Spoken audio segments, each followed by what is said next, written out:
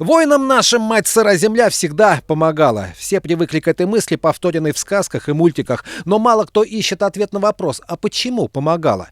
Возможно, потому что земля эта часто сама является воинами и даже богатырями только из прошлого, теми, что стали черноземом, сгнив, растворившись в том грунте, в который когда-то они упали умирать от пули и от осколка.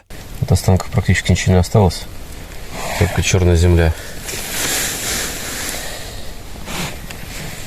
Грунт съел все.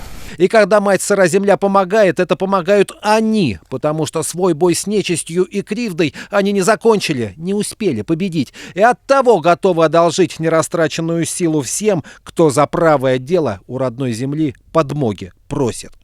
Вот какие мысли бывают у поисковиков, которые находят красноармейцев под Ельней Смоленской области. Лицо бойца.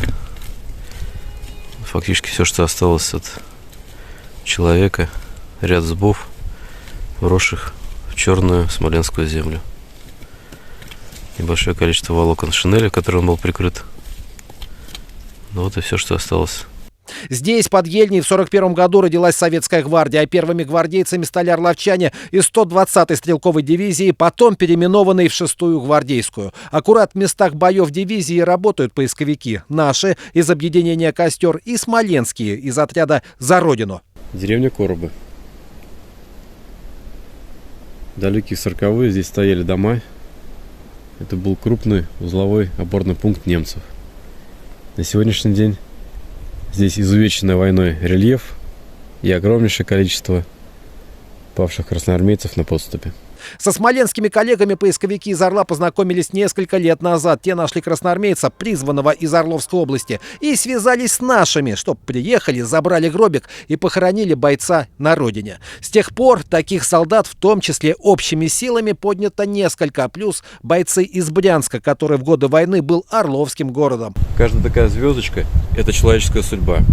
Поисковики укрепляют их в непосредственной близости от места обнаружения павшего бойца. Увы, от бойцов, павших в боях, сравнимых с мясорубкой, Часть черепной коробки просто сколола. Осколком, наверное, выбило. мало что остается. Почти невозможно их опознать. Такое здесь случай исключительно редкий. Детали амуниции и оружия встречаются чаще, чем косточки. Болотистый грунт будто растворил тела, оставив разве что крупные кости. И темное пятно сгнившей плоти там, где упал когда-то боец. Вот черный след. Скорее всего, здесь лежал, но уже останков вообще не осталось. Каска и лопатка. Все, что напоминает о нем. Этот неизвестный солдат, поместившийся в каске, будет захоронен в одной из орловских братских могил, чтобы напомнить орловчанам, от кого они происходят, и что подвиги первых гвардейцев — это подвиги их дедов. Сергей Быковский, телеканал «Первый областной».